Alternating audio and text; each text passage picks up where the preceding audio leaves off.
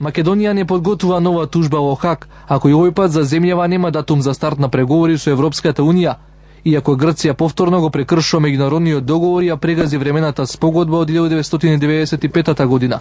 Државниот врв со остри тонови ја коментира непопусливоста на официјална Атина. Вице-премиерот Номовски се уште оптимист.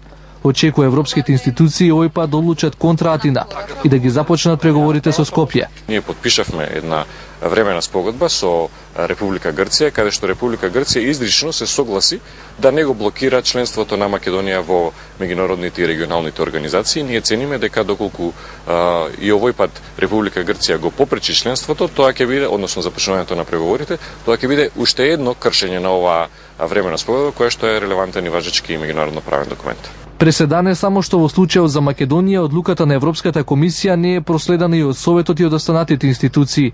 Наумовски коментира дека државите членки на Европската Унија би требало да го следат она што експертите од Европската комисија ќе го препорачат. Од владата вела дека случајот пред меѓународниот суд е комплетиран. Сега се чека на јавна расправа и пресуда согласно агендата на судиите.